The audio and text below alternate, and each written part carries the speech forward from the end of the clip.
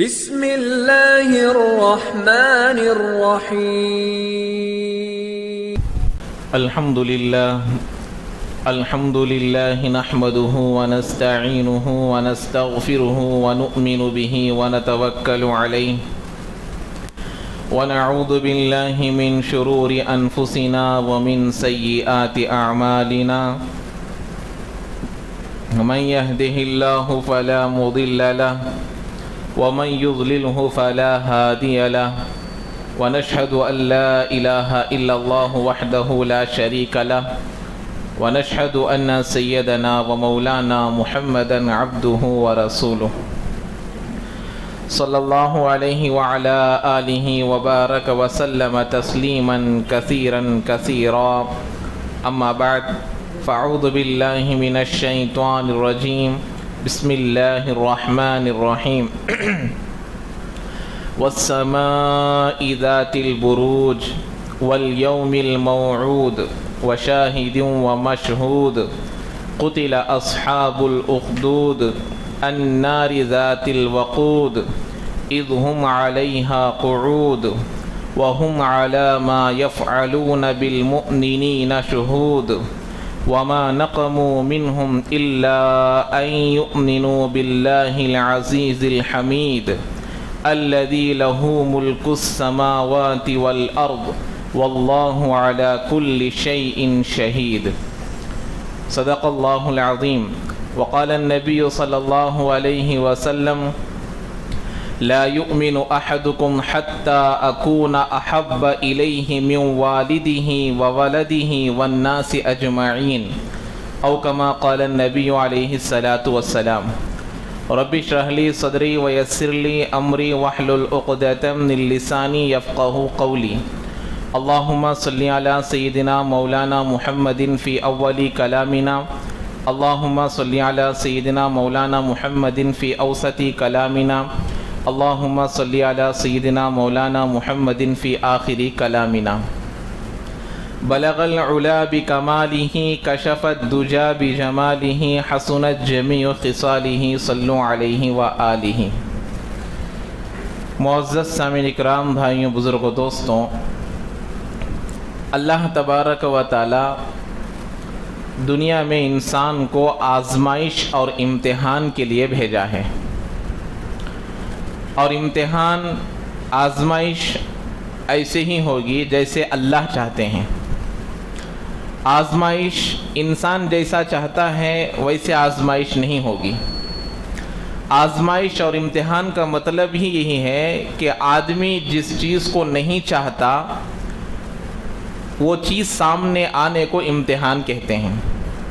جیسے ایک طالب علم امتحان لکھنے کے لیے گیا، جیسے ایک اسٹوڈنٹ ایگزام لکھنے کے لیے گیا، اسٹوڈنٹ تیاری کر گیا ہے ایک سوال کا، اور وہاں سوال آیا ہے دوسرا، اور امتحان لکھنے کے لیے ایک طالب علم گیا ہے، تیاری کیا ہے پوری کتاب کا، لیکن اس میں سے سوال ایسا آیا ہے جس کو اس نے سرسری طور پر چھوڑ دیا تھا کہ یہ سوال امتحان میں نہیں آئے گا، ایسا ہی سوال وہ امتحان میں آ گیا جس کو یہ چھوڑ کر آیا تھا۔ تو آزمائش اور امتحان جو ہوتی ہیں وہ انسان کے عقل کے موافق اور انسان کے سوچ کے موافق نہیں، بلکہ اللہ جیسے چاہتے ہیں ویسا امتحان ہوتا ہے۔ اللہ نے قرآن مجید میں ارشاد فرمایا الذی خلق الموت والحیات لیبلوکم ایکم احسن عملا۔ اللہ نے زندگی کے نقشے کو بیان کرتے ہوئے فرمایا ہم نے زندگی کو بھی بنایا، موت کو بھی بنایا، اس لیے کہ ہم دیکھ سکے، ہم پہچان سکے، ہم کو معلوم ہو کہ تم میں کون اچھے اعمال کر آئے گا۔ اب ان اچھے اعمال کے کرنے والوں میں اللہ تعالیٰ آزمائیں گے، امتحان لیں گے۔ تو میرے بھائیوں، اللہ تبارک و تعالیٰ قرآن مجید میں ایسے امتحانات کے واقعات کو کئی سارے بیان کیا ہے۔ پورا قرآن نصیحت ہے۔ قرآن کے ذاتی نام 4 ہے۔ قرآن کے جو نام ہے، جیسے ایک آدمی کا نام ہے عبد الجبار، یہ اس کا ذاتی نام ہے۔ اب وہ کارپینٹر ہیں، وہ ڈرائیور ہیں، وہ انجینئر ہیں، وہ ڈاکٹر ہیں، وہ لمبا ہے، وہ تھوڑا پستہ قد ہے، وہ کوئی ڈیوٹی کرنے والا ہے، یہ سب اس کے صفاتی نام ہے۔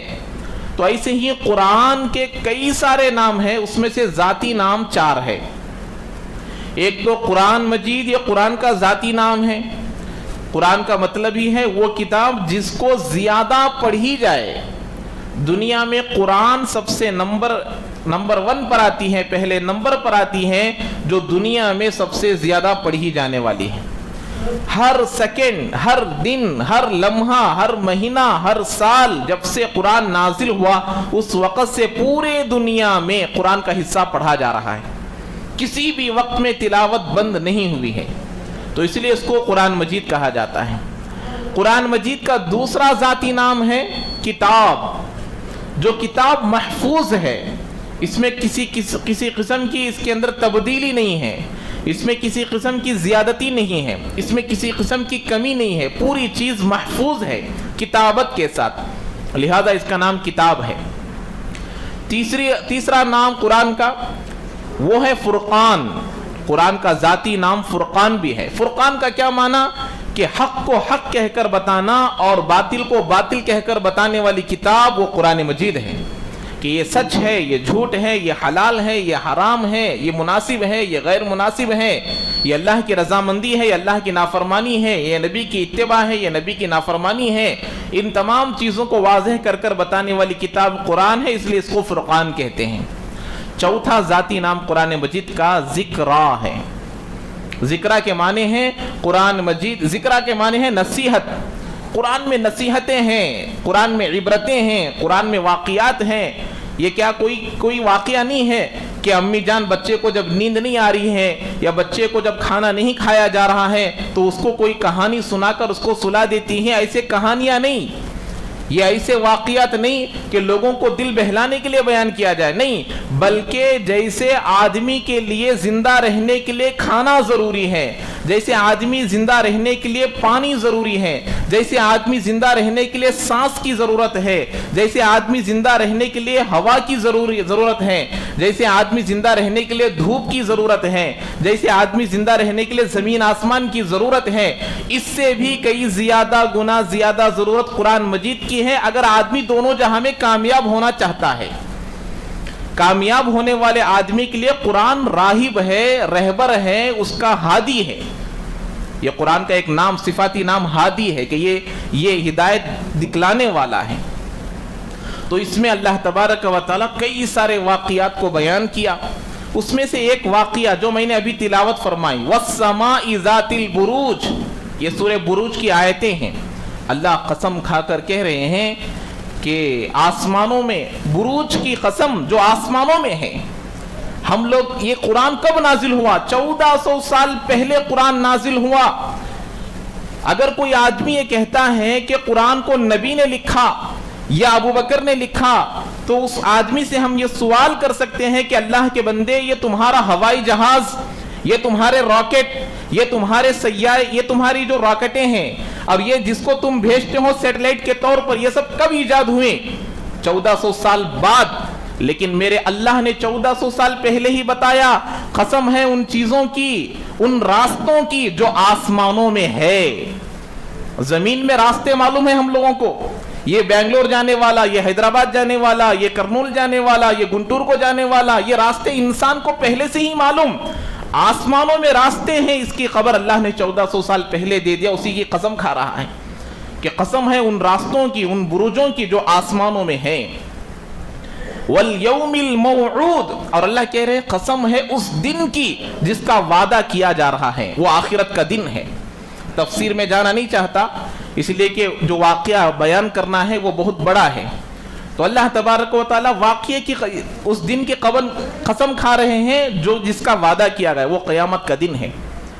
وَشَاهِدٍ وَمَشْهُودٍ، اور جس دن لوگ حاضر ہوں گے۔ شاہد نام رکھتے ہیں اکثر لوگ، شاہد کا معنی کیا ہے؟ کہ حاضر ہونے والا۔ شہید کیوں کہتے ہیں؟ کہ شہید اللہ کے راستے میں حاضر ہو کر جان کو نچھاور کرنے والا ہے، اس لیے اس کو شہید کہتے ہیں۔ تو شاہد شہید سے ہی ہے۔ تو اللہ تعالیٰ کہہ رہے ہیں حاضر ہونے والے کی قسم، اور جس کے لیے حاضر ہوتا ہے اس کی قسم۔ حاضر ہونے والے پورے لوگ ہیں، اور جس کے لیے حاضر ہوتے ہیں وہ میرا اور آپ کا خالق اللہ تبارک و تعالی ہے. اور اس کے بعد اللہ نے فرمایا وشاہد و مشہود قتل اصحاب الاخدود. یہاں ایک بڑا واقعہ اللہ نے بیان کیا. قرآن ایک لفظ بولتا ہے لیکن اس کی معانی مطالب اس کی تفسیریں سمندر کے برابر ہوتی ہیں.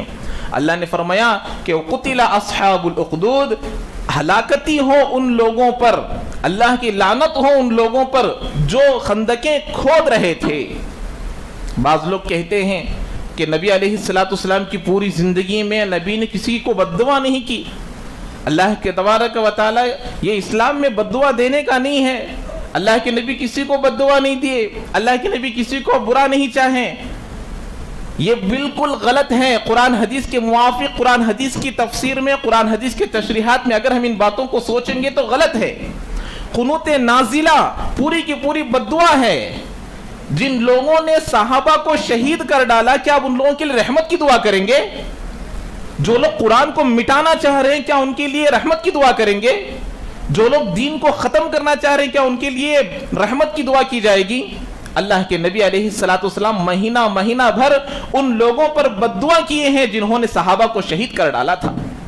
اور اللہ کہہ رہے ہیں قرآن کے خلاف ہے وہ بات جو یہ کہتے ہیں کہ بد دعا دینا درست نہیں ہے.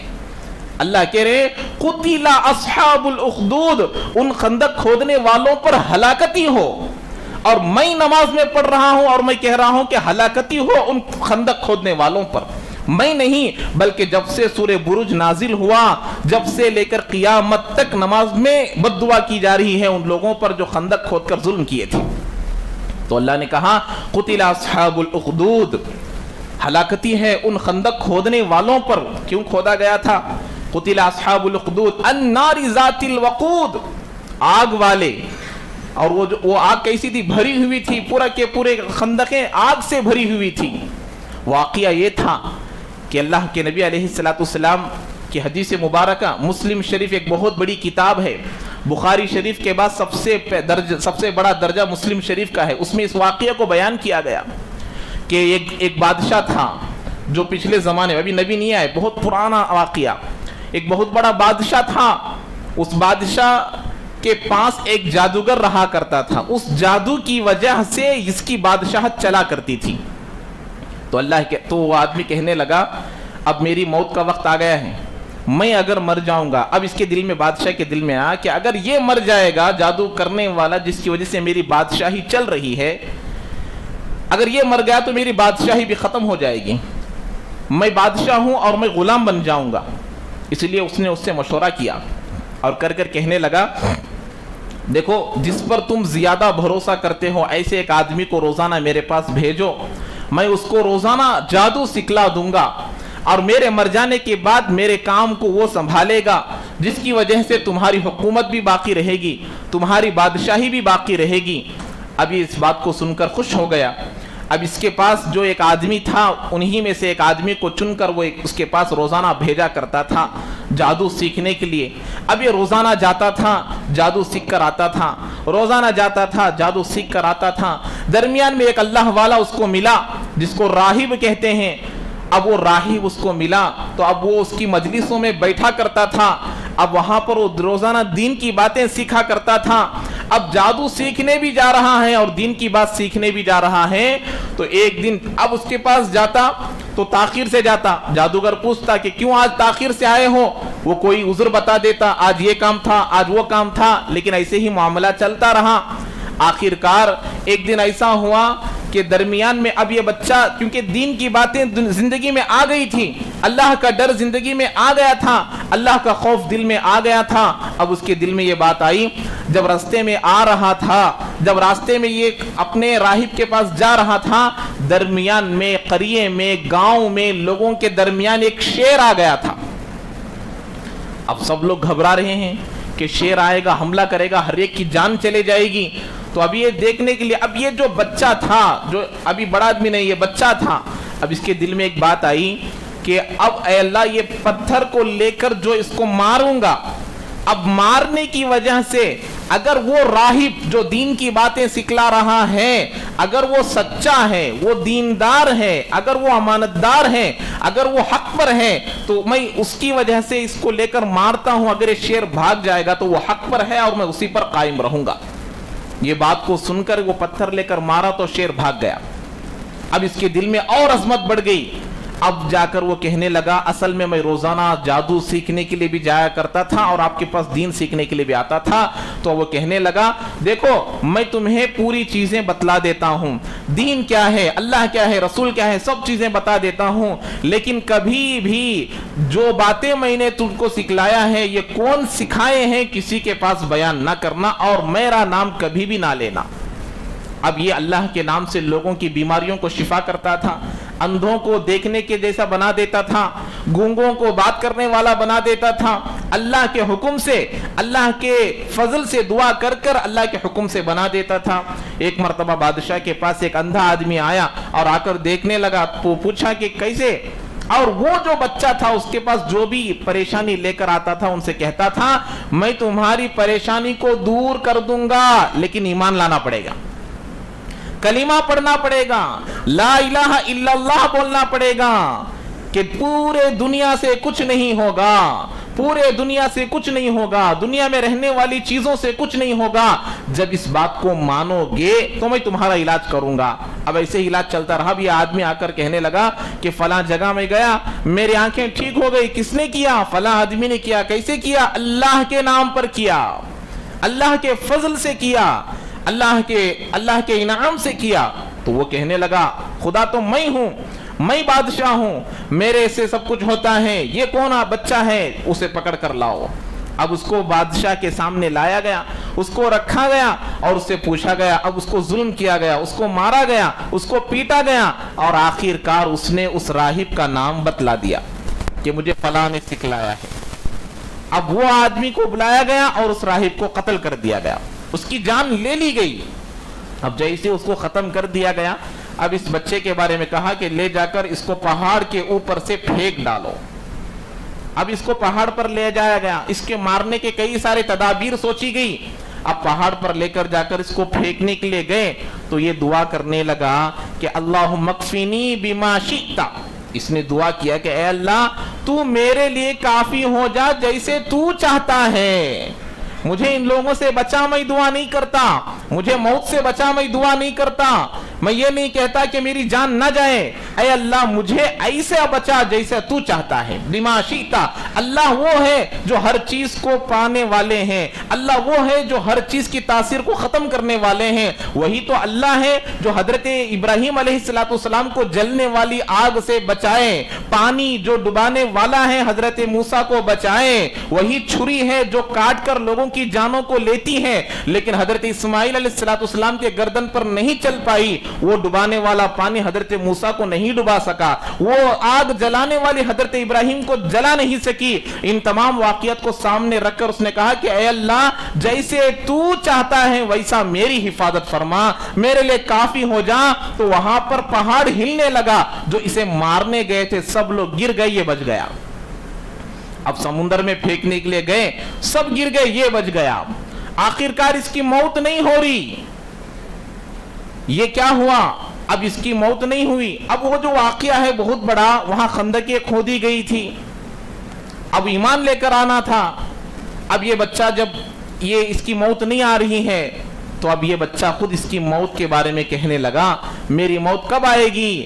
جب تم تمام لوگوں کو جمع کرو، تمام قریے والوں کو، گاؤں والوں کو، ملک والوں کو جمع کرو، اور جمع کر کر مجھے ایک اونچی جگہ پر رکھو، اونچی جگہ پر مجھے کھڑا کر دیا جائے، اور جب مجھے تیر مارا جائے تو بسم اللہ کہہ کر میری طرف تیر مارا جائے، اور اس وقت میری موت آئے گی اور میں مر جاؤں گا۔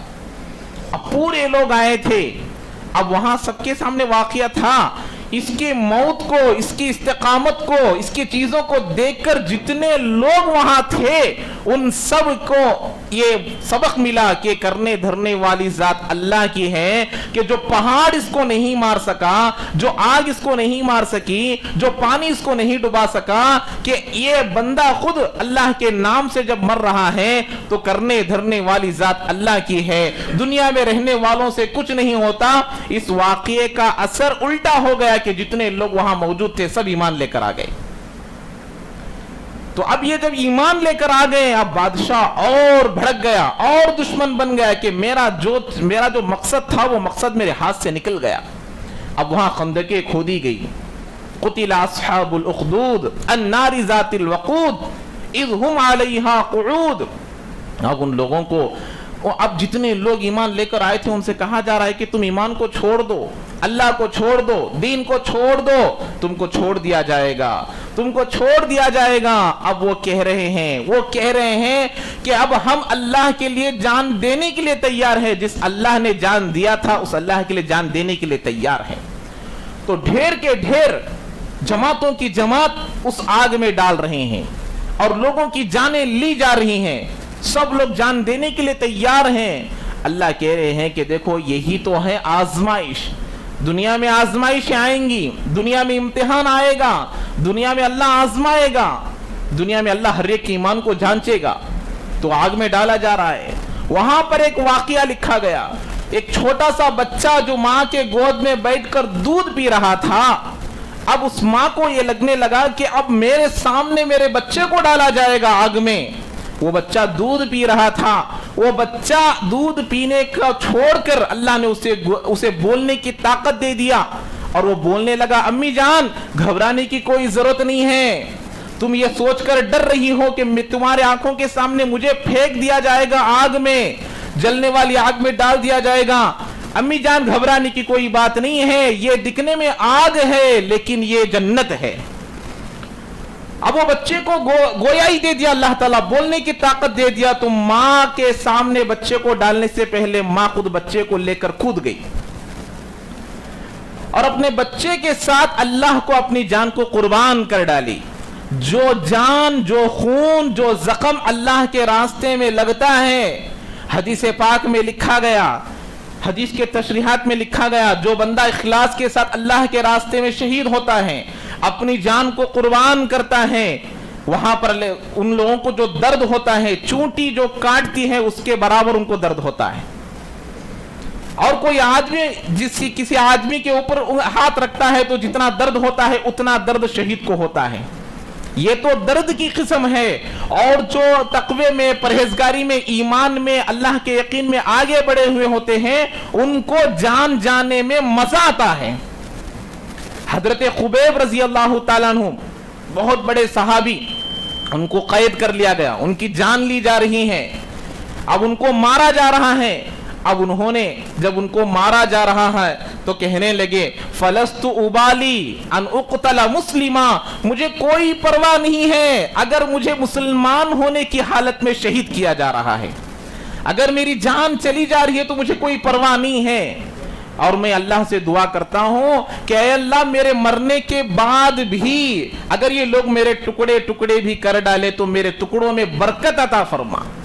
یہ دعا کرتے تھے حضرت خبیب رضی اللہ تعالیٰ عنہ. اللہ کے نبی 10 صحابہ کو بھیجے تھے, وہاں پر جانے کے بعد بڑا واقعہ ہے, حضرت خبیب بچ گئے, حضرت خبیب کو شہید کرنے کا موقع آیا, اب ان کو مارا جا رہا ہے, ان کی جان لی جا رہی ہے. اب ان کو مکے سے باہر لے جایا گیا مارنے کے لیے, مقام تنعیم جس کو کہتے ہیں, جہاں پر مسجد عائشہ واقع ہے. یہ مکہ والے جاہل تھے, اللہ کے دشمن, اللہ کے نبی کے دشمن تھے, دین کے دشمن تھے, لیکن مکہ اور حدود کی اتنی عظمت کیا کرتے تھے, اتنی تعظیم کیا کرتے تھے کہ حدود حرم میں کسی کی جان لینا مناسب نہیں ہے سمجھ کر حضرت یہ امی جان عائشہ کی جو مسجد ہے جس کو ہم مقام تنعیم کہتے ہیں, وہاں لے جا کر حضرت خبیب کو شہید کیا گیا.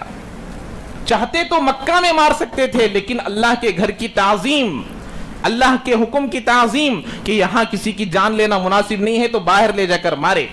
اب وہاں جا کر قتل کرنا تھا. اب ان کی جان کو, ان کے لاش کو جھاڑ پر لٹکا دیا گیا, درخت پر لٹکا دیا گیا کہ یہ تڑپ تڑپ کر مرے. جنگ بدر میں شریک تھے, بدری صحابی تھے, بہت ساروں کو جہنم رسید کر چکے تھے.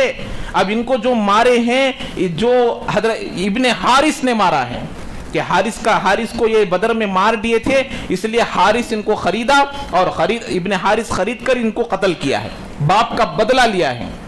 اب جب ان کا قتل ہوا, اب مر گئے, اللہ کے نبی کو اس کے اطلاع ہوئی اللہ کے ذریعے سے ان کو اطلاع ہوئی کہ تمام صحابہ کو شہید کر دیے، حضرت خبیب کو بھی مار دیے ہیں۔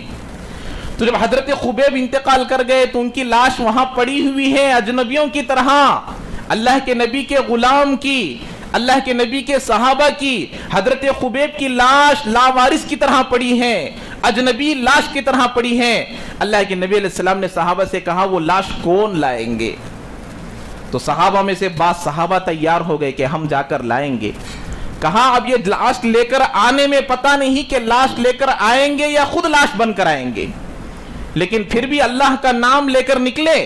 جیسے ہی وہاں گئے ان کو اطلاع ہو گئی تو اب یہ ان کے پیچھے پڑ گئے، اب ان کی لاش کو گھوڑے پر یا اونٹ پر ڈال کر لا رہے تھے، لیکن درمیان میں گر گئی۔